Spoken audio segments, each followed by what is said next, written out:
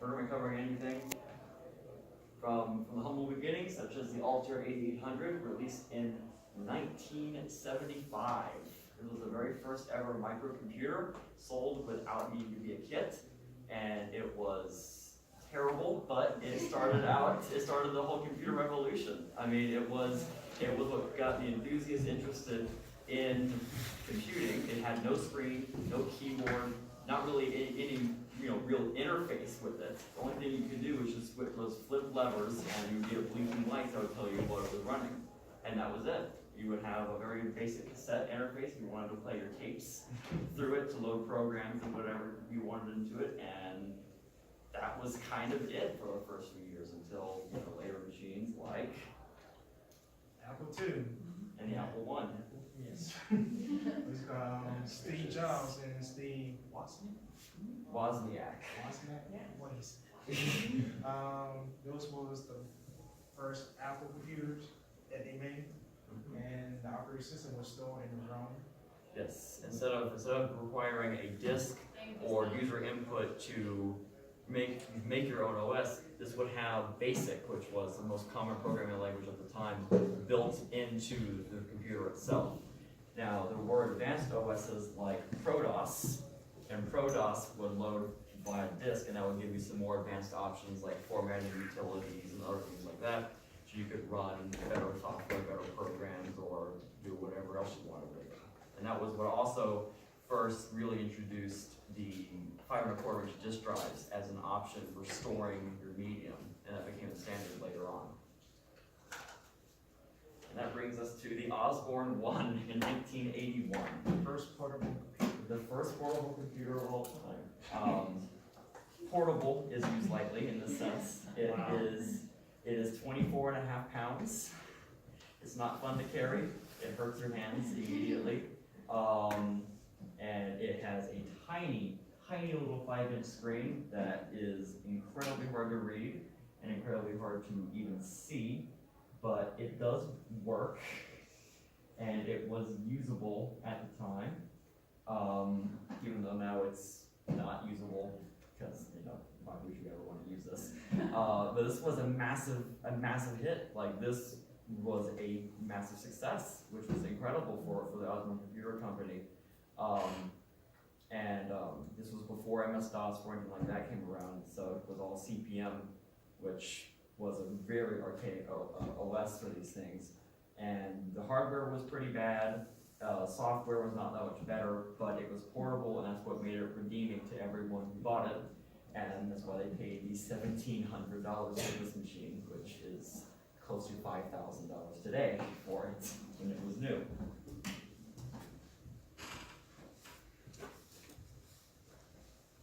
It was 5150. the IBM.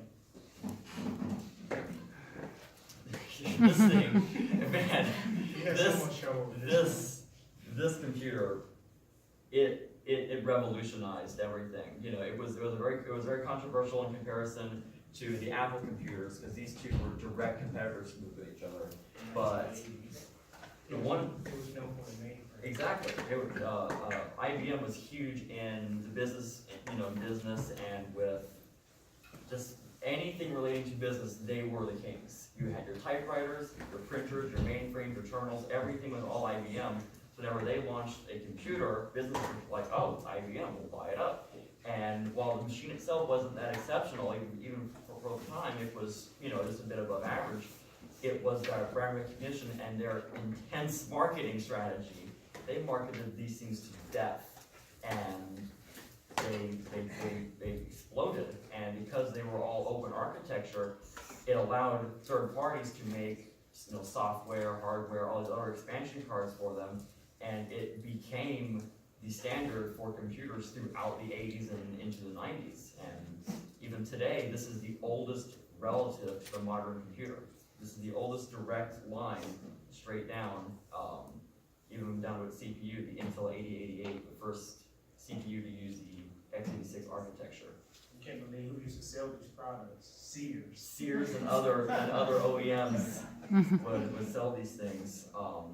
And you could also outfit it with a hard drive if you wanted to. If you wanted to pay the $7,000 for a hard drive, you could do that. 10 megs in size. It is slow, it's loud, and it is incredibly slow, but it works. In 1982, this machine was the machine of the year. Yeah. Year of the year, and that's gonna take forever to boot up, so. And Basic, MS Basic, it was an incredibly popular OS. Well, it wasn't really an OS, it was more of a programming language. And now we think of C#, Java, or anything else as a de facto standard for programming, but back then it was BASIC. And every computer, with the exception of a very few like the Osborne, were all BASIC machines. The XT had built-in BASIC, the Apple II had built-in BASIC, and the Commodore 64 had built-in BASIC. And BASIC was very versatile. It was simple to learn, simple to use, and it allowed for people to create their own programs through magazines. Bill Gates and Paul Allen was the creator of this program. Exactly. That's where Bill Gates got his start in PC software before he made MS-DOS version 1 through 7, and later with Windows in 1985. And that's where he got started from. And it's really interesting to see how they evolved over time from BASIC to Windows. Remember, they tried to keep it basic. Very. And rest in peace, Paul Allen. Yes, Paul recently died. It's unfortunate. And of course, again, MS-DOS. Created by Bill Gates. Yeah. And this was, again, Microsoft, they partnered with IBM. So anyone that partnered with IBM was guaranteed to go places because IBM was so dominant. And Microsoft, it crushed CPM, it crushed AppleSoft, because Apple never really had majority market share. They always were kind of the second player. But it crushed everything because they marketed not only the computer like crazy, but they marketed MS-DOS like crazy. And when the PC standard took over, so did the MS-DOS standard. And then you had all the PC compatibles in the late 80s that were all MS-DOS based. The graphical user interface. The very ill-fated Apple Lisa. 1983 was the first consumer PC to have a GUI, or graphical user interface, which was a system you would use a mouse to select your programs instead of having to use command line like on your PC, or if you wanted to show what was on your computer, you would have to type in a directory, and then you would get all of your little files. You'd have to select which file you wanted to run, which was not the most user-friendly interface in the world, but it did work. Xerox developed it with the Alto computer in 1973. It was a mini computer which was about the size of a person from ground to ceiling, and it sold for $40,000. But the Lisa was cheaper. It was still incredibly expensive, incredibly slow, and it sold horribly and flopped. But it did pioneer the GUI interface.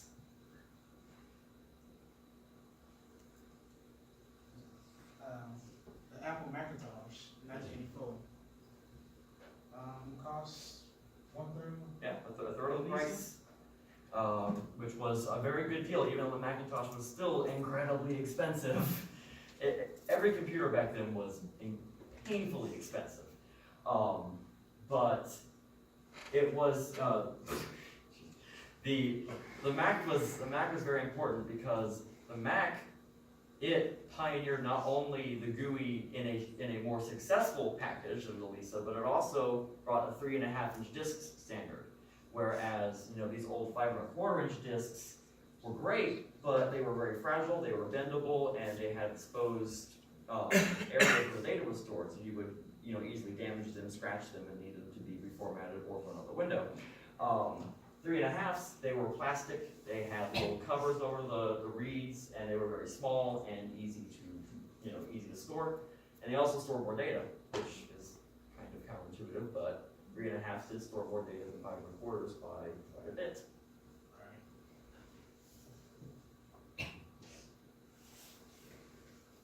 And UNIVAC. The 40s computers that were the size of multiple rooms on end.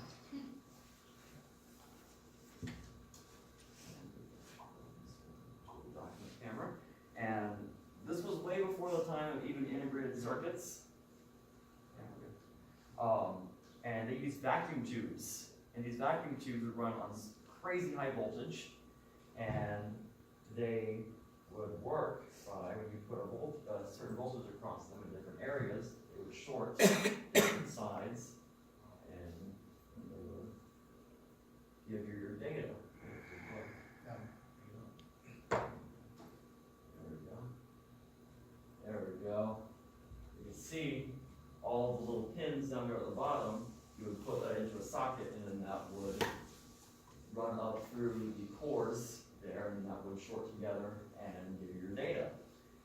Unfortunately, these tubes were not very reliable because they were also sealed vacuum, and they would burn out all the time.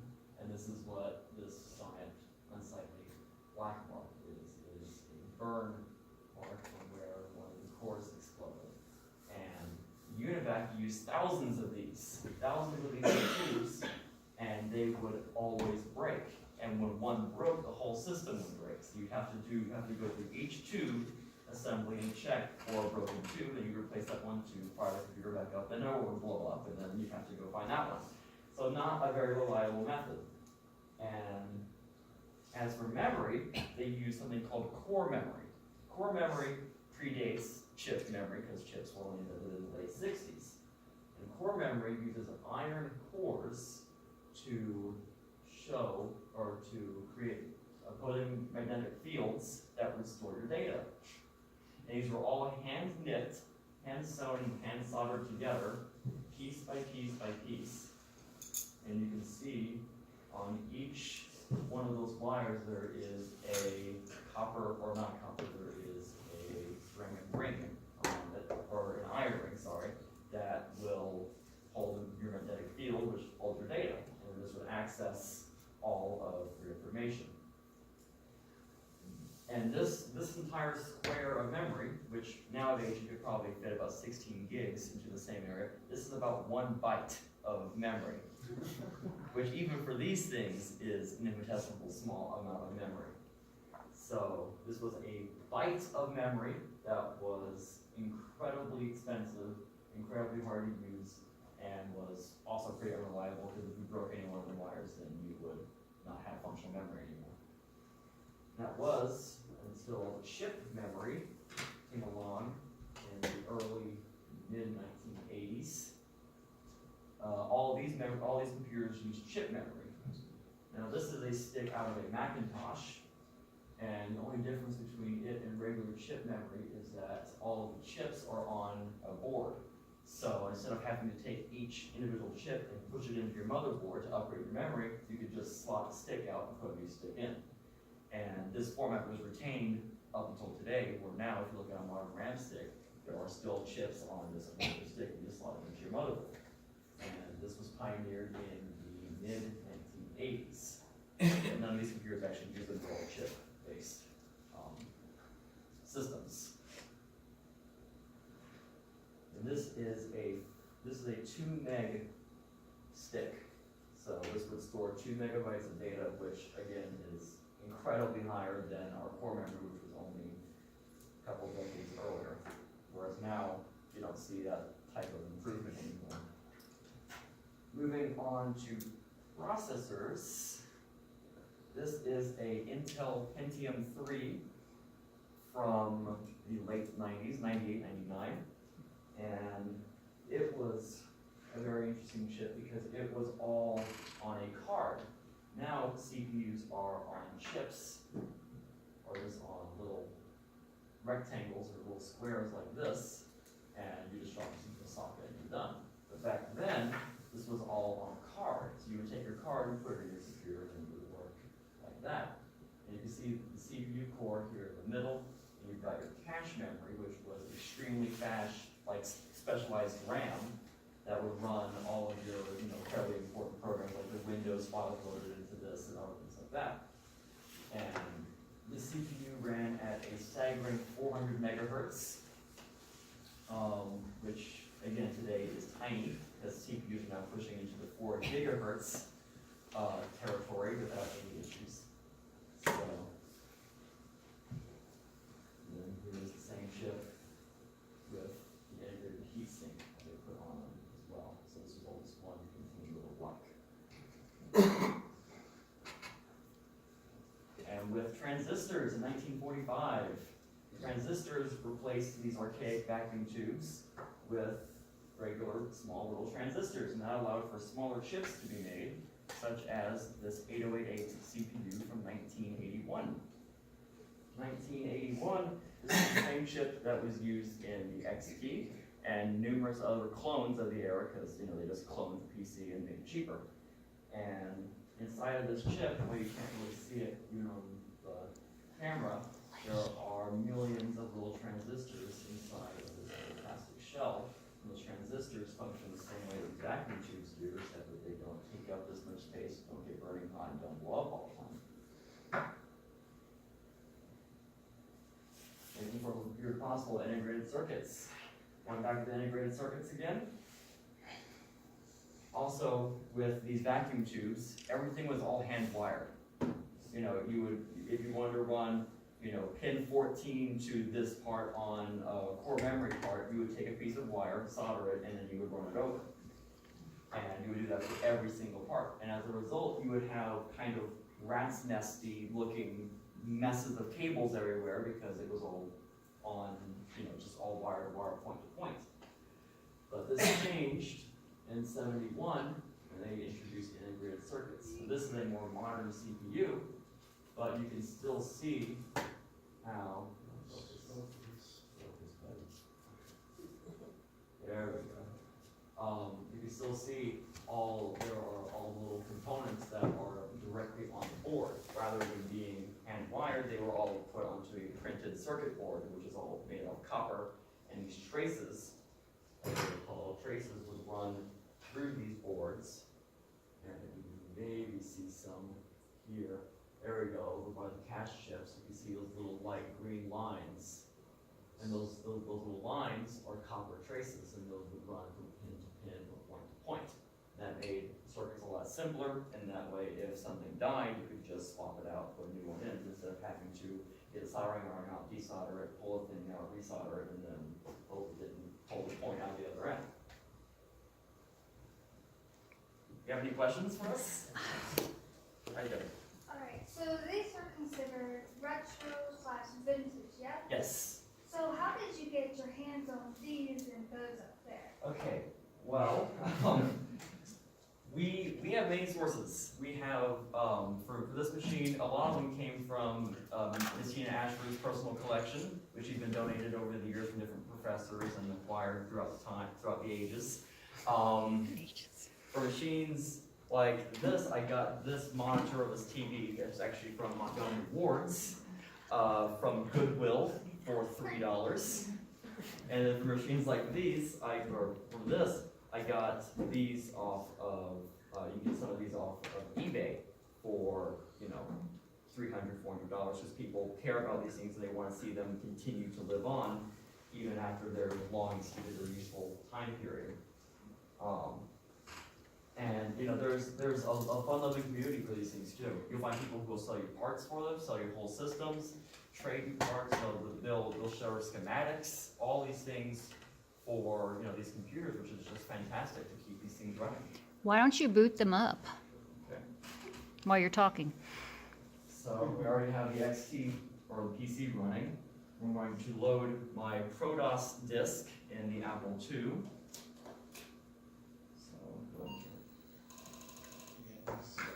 And that knocking sound was the heads moving back to track 0. These drives are so archaic and don't know where the start of the disk is. So its solution to that is just move it back to track 0 40 times so that it'll go through all the tracks and make sure it's in the right spot. So it works. And the Commodore machine, this one's very high-pitched squealing, this TV. It is the most useful computer today, and it's actually still very popular in the gaming community. And I don't have a working disk drive for it, but I do have an adapter that lets me run an SD card as a disk drive. So you have to load. The load command tells the computer to start looking for something. The parentheses, or sorry, the quotes tell you it's what the program is going to be. And star in BASIC is a shortcut for everything. And then :8 tells it to specify the disk drive rather than cassette. So when you do that, it'll search for everything and then it'll load. And then you can go and run the program. Now this is a interface to load up several different programs. This would not be original software.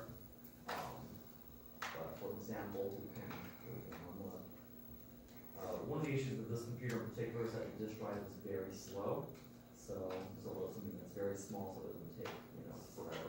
Why is it important to preserve these machines? Are there any lessons to be learned from them from a historical perspective? I mean, you can't predict the future if you don't know the past.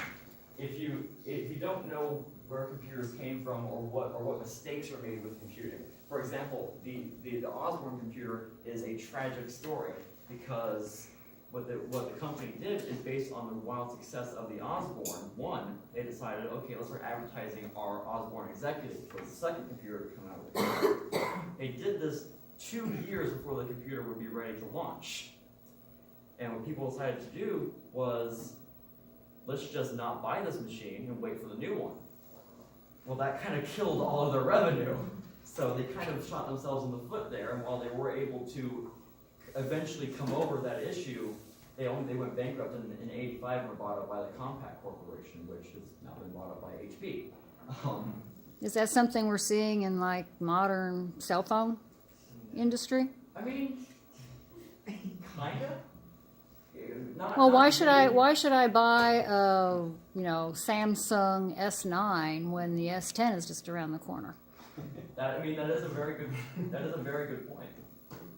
And that is a growing issue in the smartphone industry, not because they're advertising too early, but because smartphones are slowing down. It's the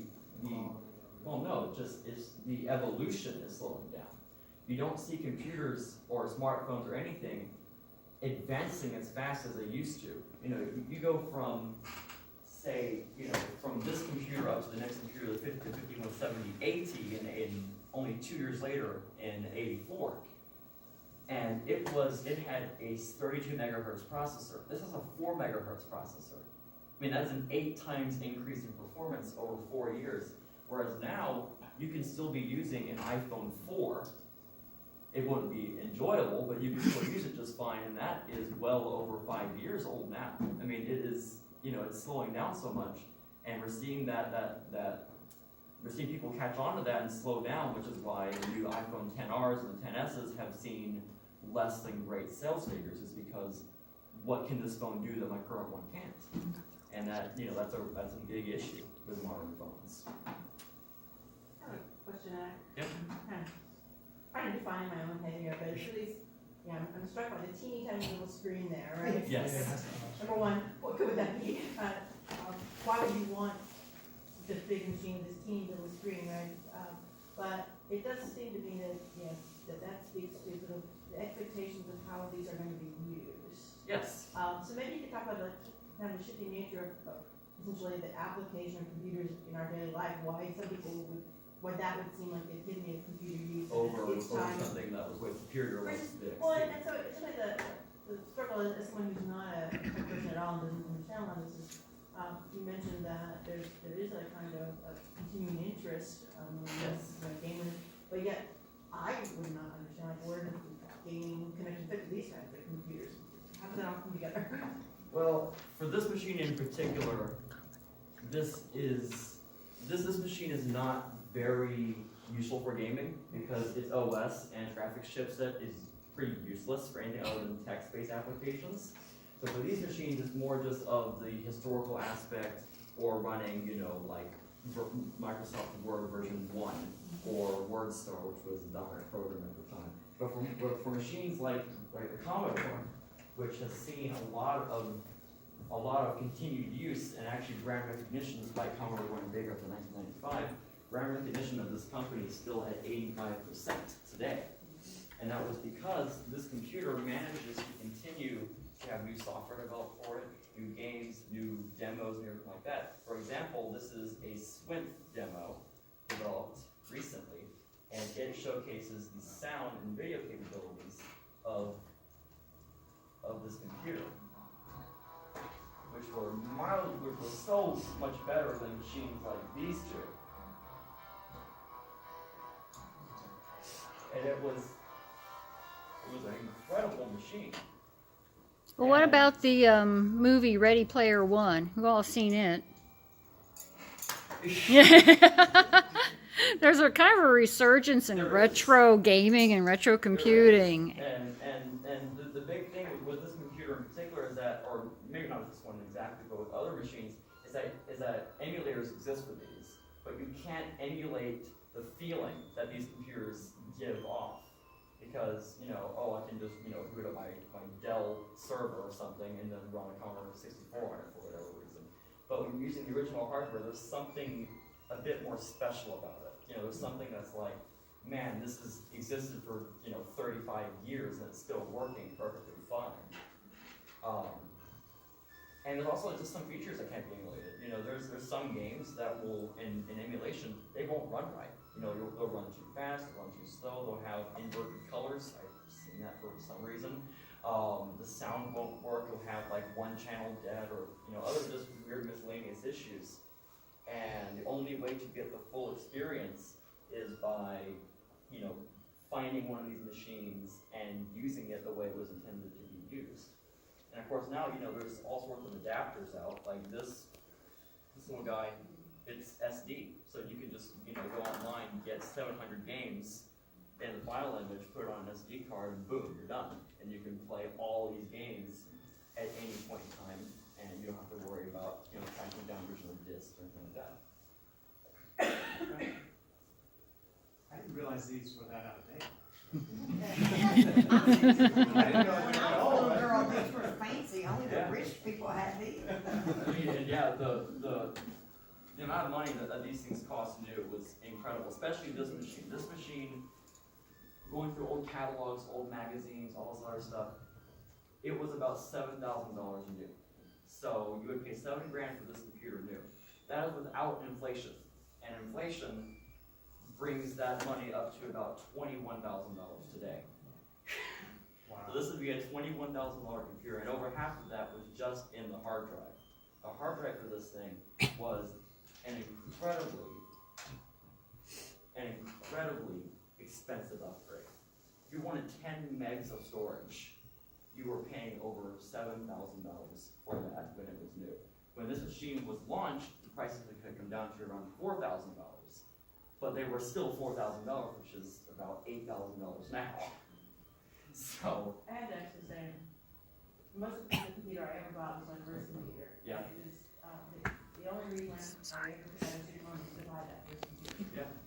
yeah. So, mine were a little later than that, but yeah, at the same time. And the reason why this is so interesting to us is that, back then when you got a new computer, or you got your first computer, it was like, wow, this is, I can have 16 colors on my screen now instead of one.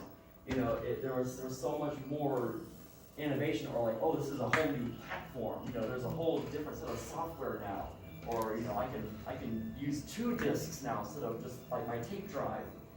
Whereas now, you get a new HP computer in the mail, say, okay, cool, Windows 10, Facebook done.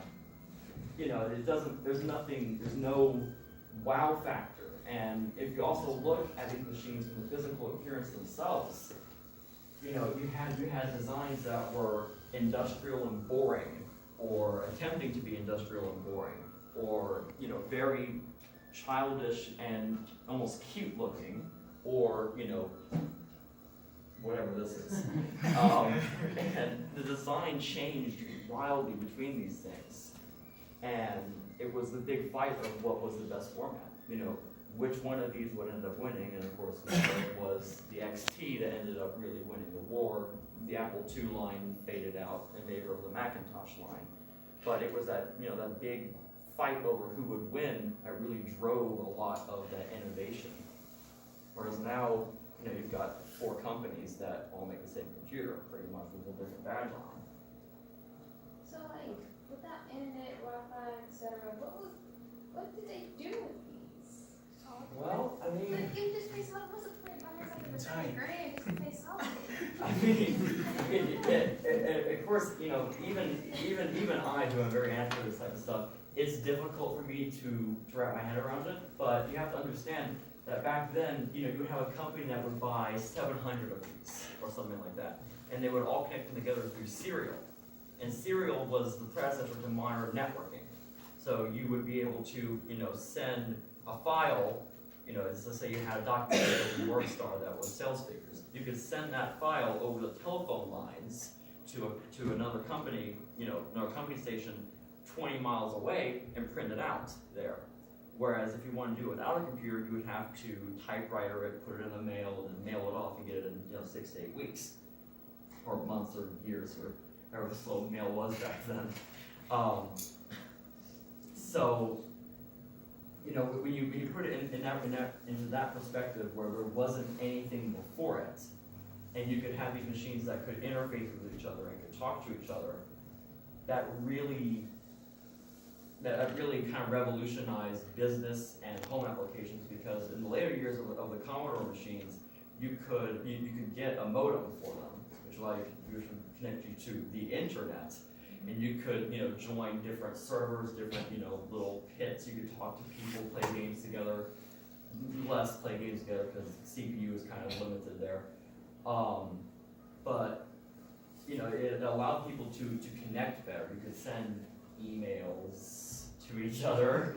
And, you know, it helped even though the internet wasn't really a thing yet. Okay, that was just interesting. All right, wow, you've done your homework with the history of these PCs. Yes. And this is something I think we all enjoy seeing. For me, it's kind of surprising. I guess for you all who were born in the 1990s or thereafter, it's